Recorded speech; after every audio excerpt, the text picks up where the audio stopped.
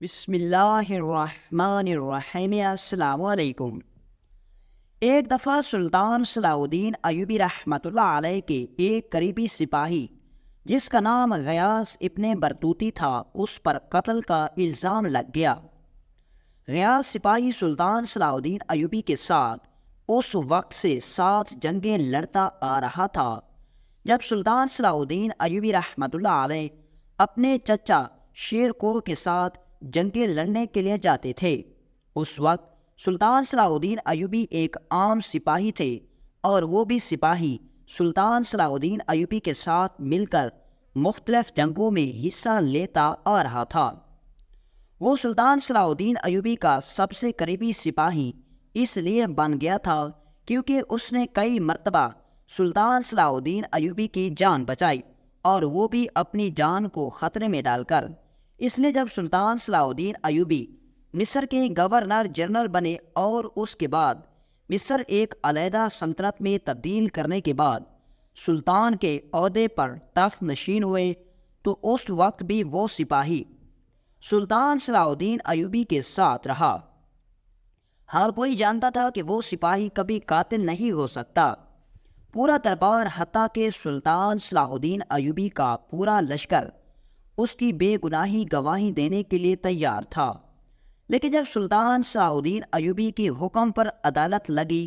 تو مقتول کے باپ نے کہا کہ ہم سلطان صلاح الدین ایوبی کی عدالت پر سوال اٹھاتے ہیں۔ یہ سلطان صلاح الدین ایوبی کا قریبی سپاہی ہے اور سلطان صلاح الدین ایوبی کبھی بھی اپنے اتنے قریبی سپاہی کو سزا نہیں سنا سکتے، لہٰذا ہم چاہتے ہیں کہ یہ مقدمہ مصر کے سب سے بڑے قاضی رکن الدین کی عدالت میں چلایا جائے۔ یہ سن کر سارے درباری حیران ہو گئے کہ یہ لوگ تو سراسر سلطان صلاح الدین ایوبی کی نافرمانی کر رہے ہیں، اور سپاہی اپنی میانوں سے تلواریں نکال کر ان کی طرف لپکنے ہی لگے تھے کہ سلطان صلاح الدین ایوبی نے حکم دیا کہ تم انہیں کچھ نہیں کہنا،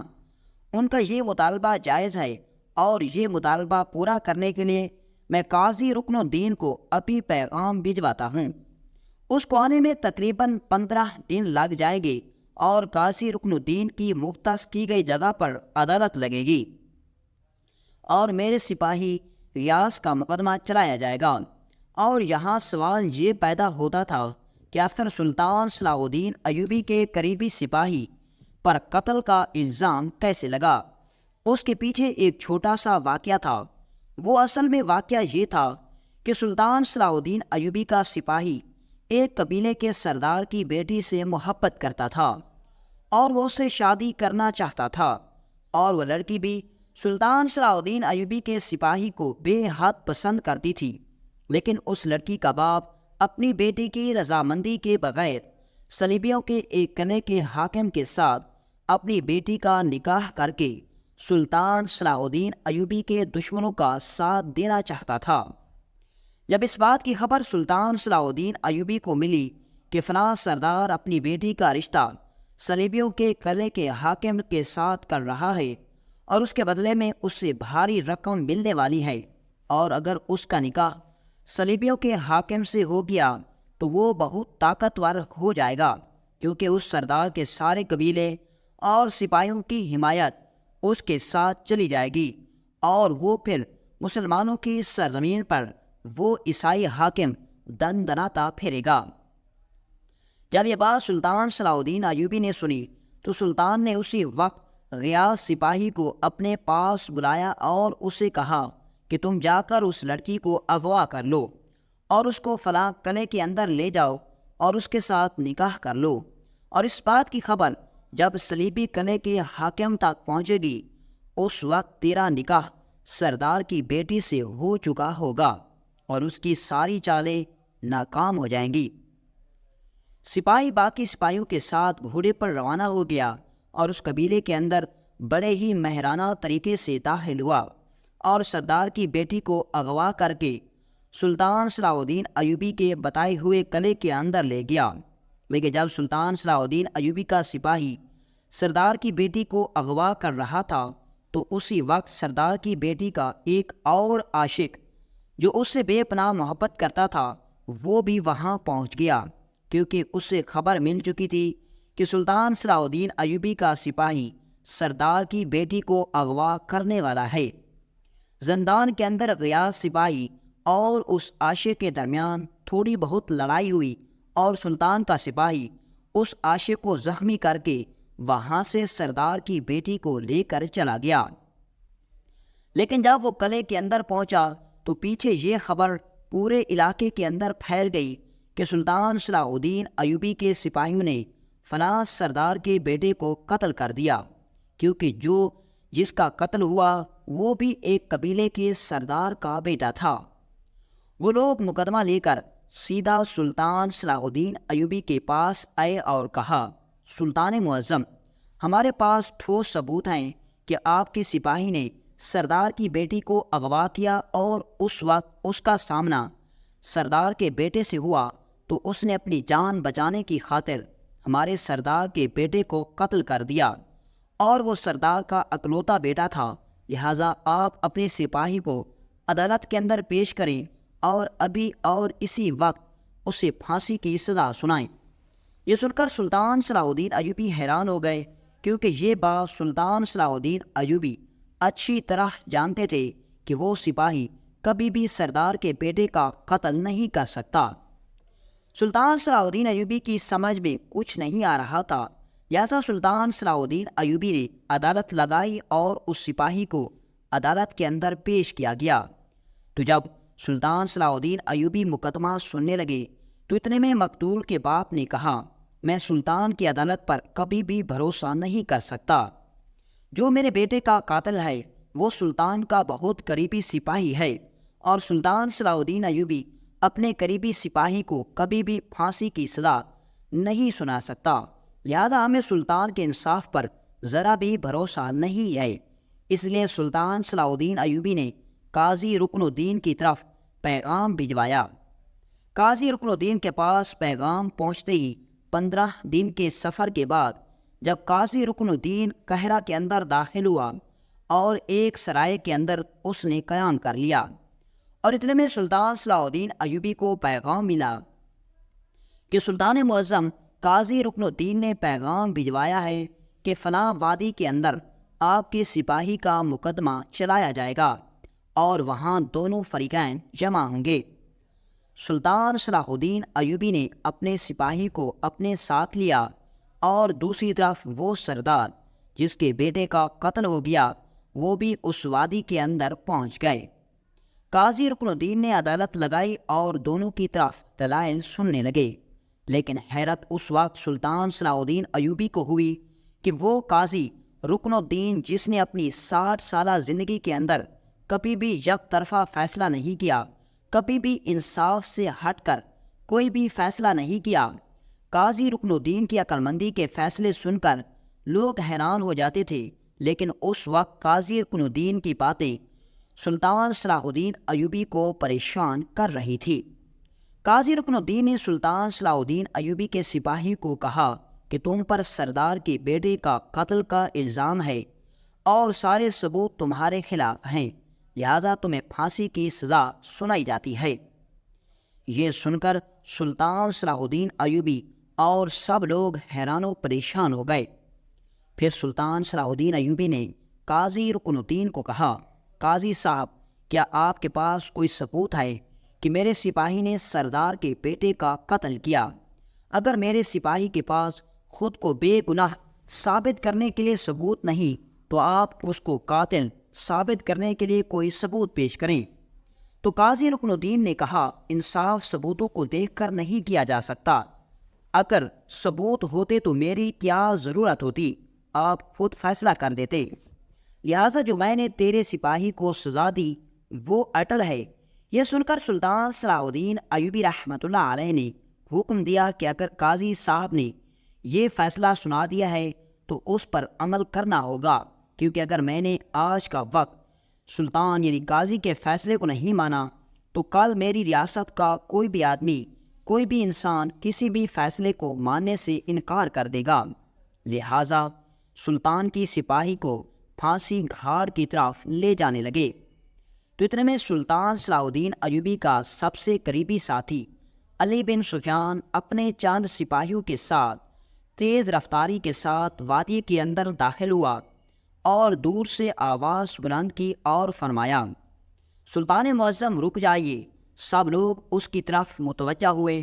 تو اس نے دور سے آواز لگائی، سلطان معظم، یہ قاضی جعلی ہے۔ اصل قاضی کو راستے میں دشمن نے اغوا کر لیا اور اس کی جگہ نقلی قاضی بھیج کر آپ کے سپاہی کو قتل کروانا چاہتے تھے تاکہ پھر سردار کی بیٹی کا نکاح اس قلعے کے حاکم سے ہو سکے، اور یہ سب کام صلیبی قلعہ کے حاکم نے ہی کروایا ہے، اور اصل قاضی رکن الدین کو انہوں نے فلاں غار کے اندر چھپایا ہوا ہے۔ یہ سن کر سلطان صلاح الدین ایوبی نے اسی وقت میان سے تلوار نکالی اور جعلی قاضی کے سر پر تلوار چلائی اور اس کے جسم کو 2 حصوں میں کر دیا۔ تو اتنے میں اس کے ساتھ کھڑے قاضی کے سپاہی بھاگنے لگے تو سلطان کے سپاہیوں نے انہیں چند ہی لمحوں کے اندر موت کے گھاٹ اتار دیا، اور قاضی رکن الدین کا جسم صلیبی قلعہ کے حاکم کی طرف سلطان نے تحفے میں بھجوا دیا گیا، اور سلطان صلاح الدین ایوبی اپنے سپاہیوں کے ساتھ اس غار پر حملہ کر دیا۔ اس غار میں موجود صلیبیوں کے جتنے بھی سپاہی تھے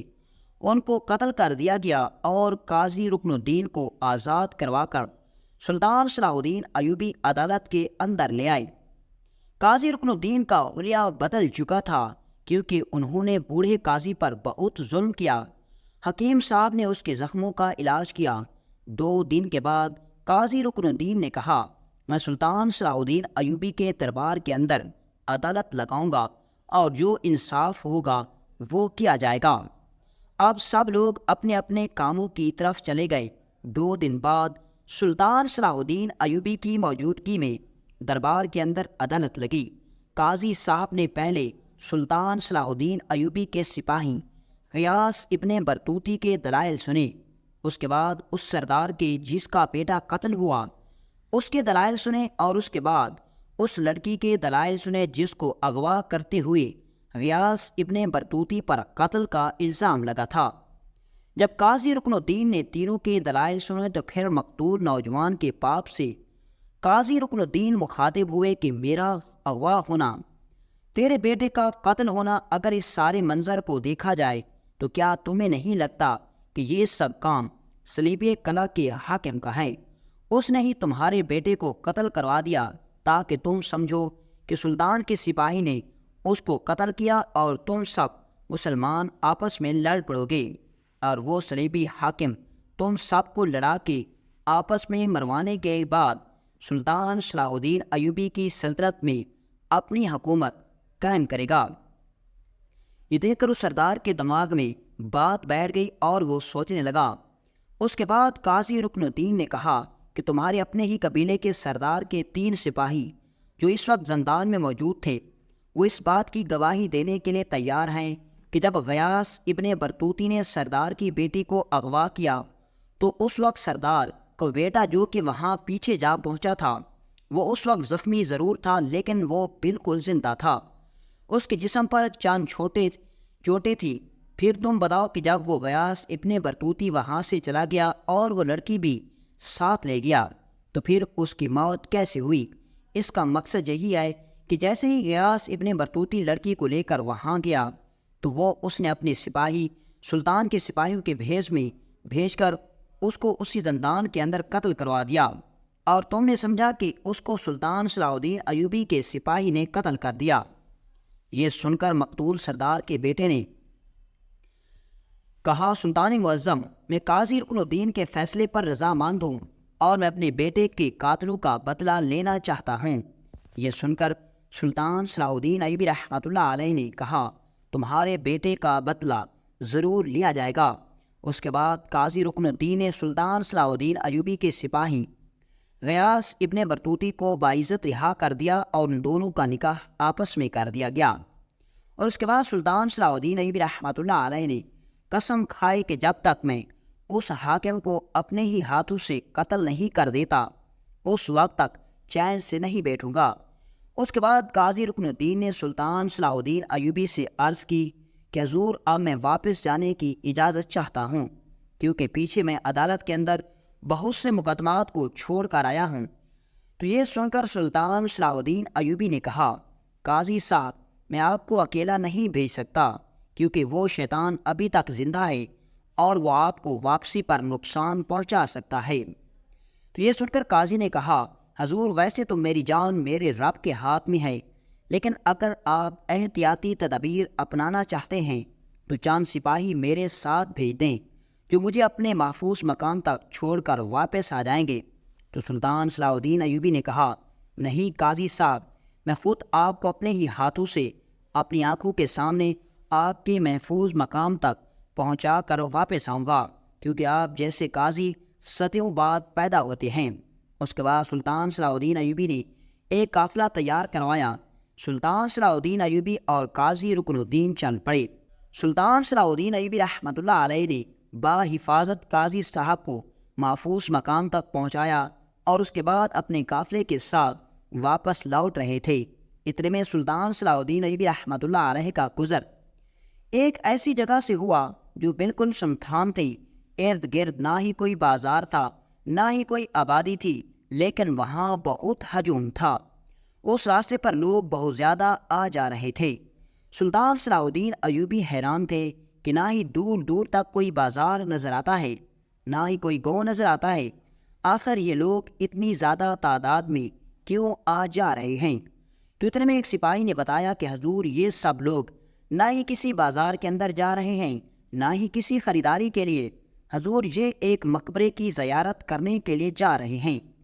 یہ سن کر سلطان صلاح الدین ایوبی نے کہا، یہ کس بزرگ کا مقبرہ ہے اور کیا یہ اتنا مشہور مقبرہ ہے کہ اتنی زیادہ تعداد میں ایک سنسان جگہ پر لوگ آ جا رہے ہیں؟ تو سپاہی نے بتایا، سلطان معظم، اس مقبرے کے اندر دفن ہونے والے بزرگ ولی اللہ کے بارے میں بتایا جاتا ہے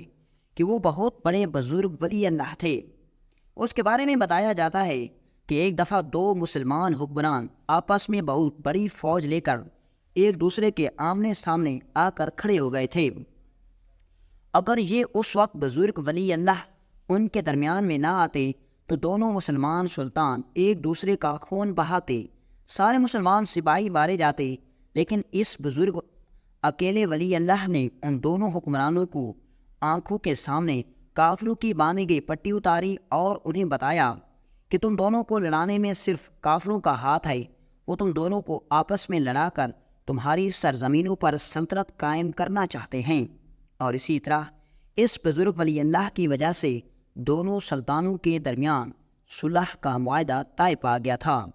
اور اتنی بڑی جنگ ٹل گئی۔ اور اس کے بعد اس بزرگ ولی اللہ کی مدد سے ان دونوں سلطانوں نے مل کر ایک بڑی جنگ کا اعلان کیا اور کافر بادشاہ کو شکست دے کر ان کی سرزمین پر قبضہ کر لیا تھا۔ اور اس وقت یہ بزرگ ولی اللہ بہت مشہور ہو گئے تھے۔ اس بزرگ ولی اللہ کو جہاں بھی لوگ دیکھتے ہیں اس کے ہاتھوں کو چومنے لگتے۔ اس کے بارے میں بتایا جاتا ہے کہ اس کا اکثر وقت جنگلوں میں گزرتا تھا اور یہ صرف عبادت ہی میں وقت گزارتے تھے۔ اور سلطان معظم، اس بزرگ ولی اللہ کا مقبرہ پہلے فلاں خشک وادی کے اندر تھا، لیکن اس خشک وادی کے اندر 4 سال پہلے اتنی زیادہ بارش ہوئی کہ وہاں سیلاب آ گیا اور سیلاب کی وجہ سے اس بزرگ ولی اللہ کا مقبرہ ڈوب گیا۔ تو ارد گرد کے لوگوں نے آپس میں مشورہ کیا اور انہوں نے اس بزرگ ولی اللہ کے میت کو نکالا اور اس جگہ پر لا کر دفن کر دیا۔ اور اسی وجہ سے اب لوگ اتنی زیادہ تعداد میں اس مقبرے کی زیارت کرنے کے لیے آ جا رہے ہیں۔ اسے سن کر سلطان صلاح الدین ایوبی نے کہا، اگر وہ بزرگ ولی اللہ اتنا ہی نیک تھا تو اس کے مقبرے پر ہمیں بھی جانا چاہیے۔ سلطان صلاح الدین ایوبی اپنے سپاہیوں کے ساتھ اس مقبرے پر پہنچے تو دیکھا کہ واقعی بہت ہجوم تھا اور وہاں بہت لوگوں کا رش لگا ہوا تھا، حتیٰ کہ اس مقبرے پر لوگ مفت میں غریبوں کو کھانا بھی کھلا رہے تھے اور ٹھنڈے ٹھنڈے مشروب بھی پلا رہے تھے۔ وہاں پہنچنے سے پہلے سلطان صلاح الدین ایوبی نے سپاہیوں کو حکم دیا کہ عام آدمیوں کا لباس بدل لو تاکہ ہمارے جانے پر وہاں کا نظام رد و بدل نہ ہو۔ لہذا سپاہیوں اور سلطان صلاح الدین ایوبی نے بھیس بدلا ہوا تھا۔ سلطان صلاح الدین ایوبی وہاں پہنچے تو ایک بزرگ ٹھنڈا مشروب لے کر سلطان کے سامنے حاضر ہو گئے۔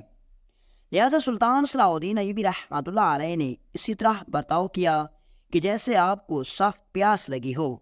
اور سلطان صلاح الدین ایوبی نے ایک عام سے خستہ حال بزرگ کے ہاتھ سے وہ مشروب لیا اور پی لیا۔ اس کے بعد سلطان صلاح الدین ایوبی اس وقت مقبرے کے اندر داخل ہو گئے۔ سپاہی ارد گرد مقبرے کے پھیلنے لگے تو اتنے میں سلطان صلاح الدین ایوبی کی نظر ایک آدمی پر پڑی جو تقریباً 50 سال کی عمر کا تھا، اور وہ اس مقبرے کی دیکھ بھال کر رہا تھا۔ سلطان صلاح الدین ایوبی رحمۃ اللہ علیہ نے اس مقبرے کے بارے میں دریافت کرنے لگے تو اس نوجوان نے، اس آدمی نے باتوں ہی باتوں میں سلطان صلاح الدین ایوبی رحمۃ اللہ علیہ کو ایسی بات بتائی کہ جس کو سن کر سلطان صلاح الدین ایوبی کے رونگٹے کھڑے ہو گئے۔ اس نے سلطان صلاح الدین ایوبی کو بتایا کہ سلطان معظم، یہ مقبرہ کسی سیلاب کی وجہ سے یہاں نہیں بنا۔ اس بزرگ ولی اللہ کی میت فلاں خشک وادی کے اندر دفن تھی، لیکن ہمارے علاقے کے قاضی کی یہ سازش تھی، اور اس نے اسی سازش کے تحت ہی اس بزرگ ولی اللہ کی میت کو اس قبر سے نکال آیا اور اپنی سرزمین پر لے آیا، کیونکہ اس پورے علاقے پر قاضی کی حکومت ہے، اور قاضی کا واحد مقصد یہی تھا کہ وہ جب اس بزرگ ولی اللہ کی میت کو یہاں لے آئے گا تو یہاں ایک مقبرہ بن جائے گا اور لوگوں کا ہجوم لگ جائے گا، اور جب لوگ مقبرے پر زیارت کرنے کے لیے آئیں گے تو مقبرے کے ساتھ میں رکھے ہوئے صندوق میں سکے ڈالتے رہیں گے، اور اسی طرح کرتے کرتے وہ قاضی چند ہی سالوں کے اندر شہر کا بہت بڑا تاجر بن جائے گا، بہت بڑا دولت مند آدمی بن جائے گا۔ یہ سن کر سلطان صلاح الدین ایوبی حیران ہو گئے، اور پھر سلطان صلاح الدین ایوبی نے اس آدمی سے پوچھا، اے آدمی، مجھے ایک بات کی سمجھ نہیں آ رہی، آخر یہ بات تو مجھے کیوں بتا رہے ہو؟ اس جگہ پر سینکڑوں کی تعداد میں لوگ آتے ہیں، لیکن تم نے یہ بات پہلے تو کبھی کسی کو نہیں بتائی، آخر مجھے کیوں بتا رہے ہو؟ تو اس آدمی نے کہا، حضور، میں نے آپ کو اپنی زندگی میں ایک مرتبہ بازار کے اندر سے گزرتے ہوئے دیکھا تھا، لیکن آپ کی آنکھیں مجھے وہ کبھی نہیں بھولی۔ آپ جیسی بہادر آنکھیں میں نے کبھی نہیں دیکھی، اور آج جب آپ بھیس بدل کر آئے تو میں نے آپ کی آنکھوں سے پہچان لیا کہ آپ صلاح الدین ایوبی ہیں، اور اس لیے میں آپ کو پہچان گیا، لیکن میں نے یہ بات آپ پر ظاہر نہیں کی، اور اس لیے میں نے آپ کو اس مقبرے کے بارے میں بتایا۔ میں جانتا ہوں کہ آج میں نے اس حقیقت سے پردہ نہ اٹھایا تو یہ قاضی لوگوں کو اسی طرح بے وقوف بناتا رہے گا۔ سلطان صلاح الدین ایوبی نے کہا، تو مجھے یہ بات تفصیل سے بتاؤ۔ تو سلطان صلاح الدین ایوبی رحمۃ اللہ علیہ کو اس آدمی نے بتایا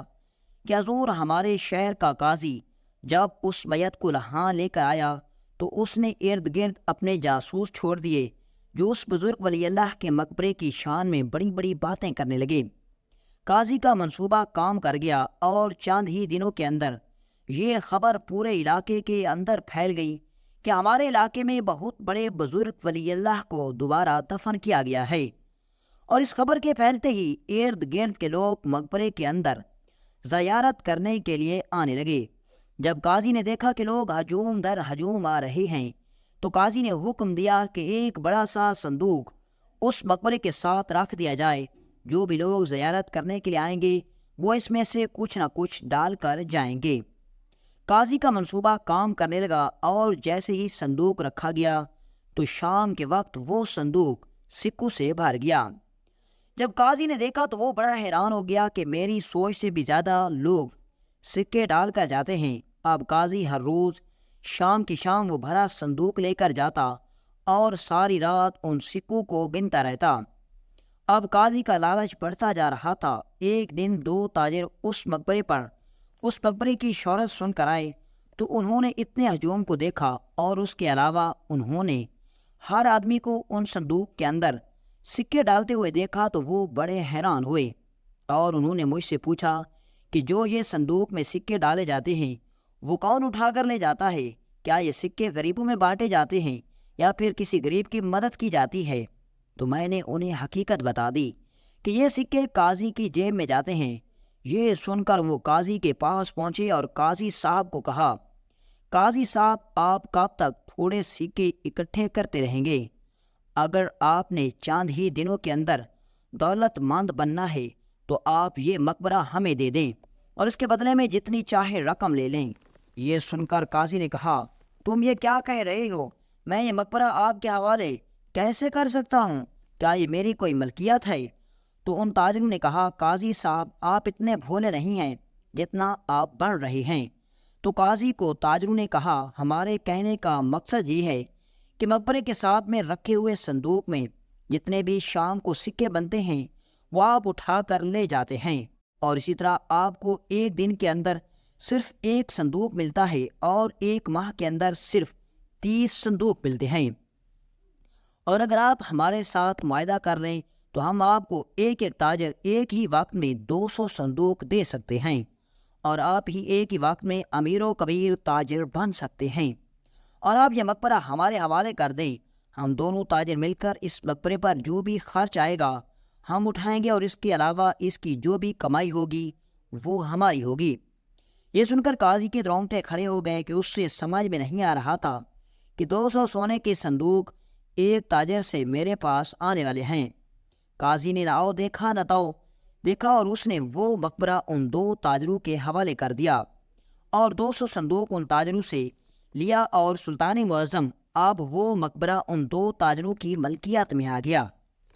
سلطان معظم، میں پہلے بھی قاضی سے 200 سونے کے سکے ایک ماہ پر کام کرتا تھا، اور اب ان تاجروں سے بھی مجھے وہی رقم ملتی ہے، وہی تنخواہ ملتی ہے، لیکن سلطان معظم، میں نہیں جانتا تھا کہ قاضی جو رقم یہاں سے لے کر جاتا تھا وہ کہاں کرتا تھا۔ لیکن سلطان معظم، میں اتنا جانتا ہوں کہ جب سے یہ 2 تاجر اس مقبرے کے مالک بنے، یعنی کہ اس مقبرے کے صندوق میں ڈالے جانے والی جتنی بھی رقم ان تاجروں کے پاس سے جانے لگی ہے، سلطان معظم اس دن سے اچھا نہیں ہو رہا۔ یہ سن کر سلطان صلاح الدین ایوبی نے کہا، آخر تمہاری بات کہنے کا مقصد کیا ہے؟ تو اس ملازم نے کہا، سلطان معظم، جب سے یہ مقبرہ ان 2 تاجروں کی ملکیت بنا، وہ دونوں تاجر شام کے وقت آتے ہیں اور جتنے بھی صندوق میں سکے ہوتے ہیں وہ آپس میں بانٹ لیتے ہیں اور وہ لے کر چلے جاتے ہیں۔ سلطان معظم، میں حیران ہوتا تھا کہ آخر یہ تاجر اتنی دولت کہاں رکھ رہے ہیں، کیونکہ ہر روز کا ایک بھرا ہوا صندوق یہ لے کر جاتے تھے۔ سلطان معظم، ایک دن میں نے ان کا پیچھا کیا تو حضور، جب میں نے ان کا پیچھا کیا تو میرے پیروں تلے زمین نکل گئی۔ سلطان معظم، یہ دونوں تاجر ایک قلعے کے اندر داخل ہو گئے، اور جب میں نے اس قلعے کو دیکھا تو میرے پیروں تلے زمین نکل گئی۔ سلطان معظم، وہ قلعہ صلیبیوں کے قبضے میں ہے، اور اس قلعے کا حاکم بہت ہی عیاش ہے۔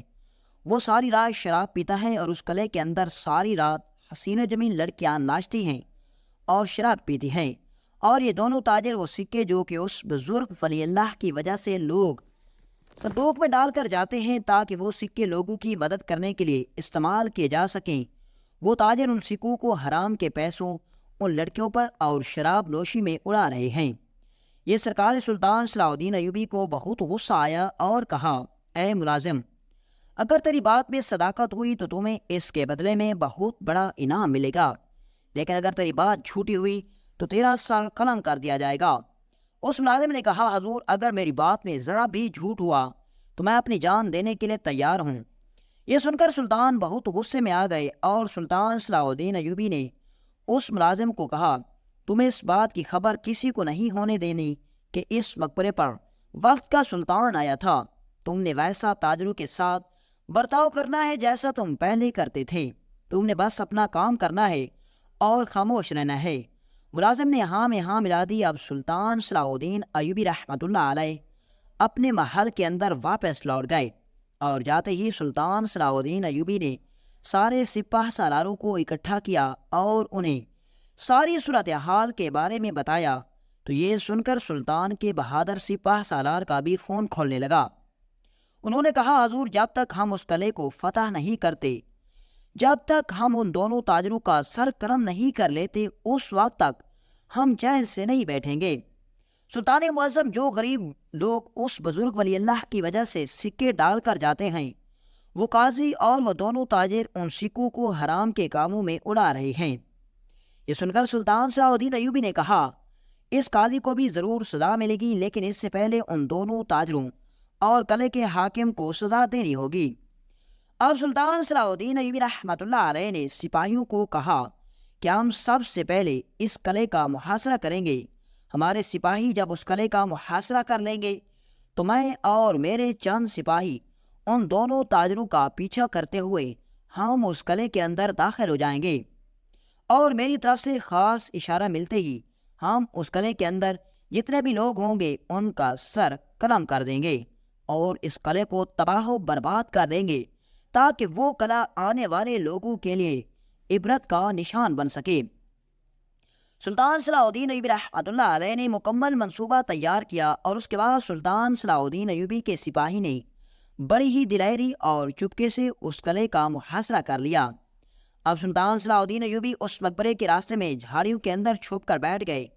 جیسے ہی شام ہوئی تو سلطان صلاح الدین ایوبی نے سپاہیوں کو کہا تم تیار ہو جاؤ، تھوڑی دیر بعد یہ دونوں تاجر وہ سونے کے سکوں سے بڑے صندوق لے کر یہاں سے اندر داخل ہو جائیں گے۔ اب جیسے وہ تاجر گزرے یہ سلطان صلاح الدین ایوبی رحمۃ اللہ علیہ نے ان کا پیچھا کرنا شروع کر دیا۔ اب سلطان صلاح الدین ایوبی رحمۃ اللہ علیہ اور اس کے سپاہی نے بھیس بدلا ہوا تھا۔ سلطان صلاح الدین ایوبی رحمۃ اللہ علیہ اور اس کے سپاہی ان دونوں تاجروں کے پیچھے پیچھے قلعے کے دروازے پر پہنچے تو قلعے کے سپاہیوں نے سمجھا کہ شاید بھی یہ آج لڑکیوں پر پیسہ اڑانے کے لیے تاجر آ رہے ہیں، کیونکہ سلطان صلاح الدین ایوبی اور سلطان کے سپاہیوں نے تاجروں کا بھیس بدلا ہوا تھا۔ لہٰذا قلعے کے دروازے پر موجود سپاہیوں نے سلطان صلاح الدین ایوبی کو اندر جانے دیا۔ جب سلطان صلاح الدین ایوبی اندر داخل ہوئے تو اندر داخل ہوتے ہی سلطان صلاح الدین ایوبی نے جو منظر دیکھا سلطان کے پیروں تلے زمین نکل گئی۔ سلطان نے دیکھا کہ حسین و جمیل لڑکیاں جن کے آدھے جسم پر کپڑے تھے وہ آدھا جسم ننگا وہ اس کے قلعے کے حاکم کے سامنے ناچ رہی تھی۔ سارے سپاہی شراب پی رہے تھے اور وہ دونوں تاجر اندر داخل ہوتے ہی وہی سکے جو انہوں نے مقبرے کے صندوق سے اٹھائے تھے ان لڑکیوں پر پھینکنا شروع کر دیے۔ یہ دیکھ کر سلطان صلاح الدین ایوبی نے خاص اشارہ دیا اور سلطان صلاح الدین ایوبی کے سپاہیوں نے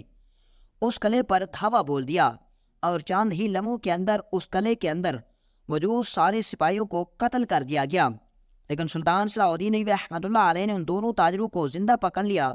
اور اس کے بعد اگلی صبح سلطان صلاح الدین ایوبی نے ان دونوں تاجروں اور اس قلعے کے حاکم کو لے کر اس مقبرے پر پہنچے،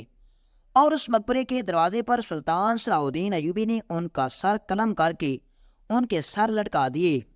تاکہ ان پر آنے والے مریدوں کو پتہ چلے کہ ان کا انجام کیا ہوا، تاکہ ان کو دیکھ کر لوگ عبرت حاصل کر سکیں۔ اور اس کے بعد سلطان صلاح الدین ایوبی رحمۃ اللہ علیہ نے قاضی کو گرفتار کر کے اس کو پھانسی کی سزا سنا دی، کیونکہ قاضی نے نہ صرف بزرگ ولی اللہ کے مقبرے کی توہین کی بلکہ اس سے رقم کو ناجائز استعمال کیا۔ اور اسی طرح سلطان صلاح الدین ایوبی رحمۃ اللہ علیہ نے بڑی ہی بہادری سے اس مقبرے کے اندر ہونے والے اتنے برے کام کو بڑی ہی دانائی سے رکوا دیا۔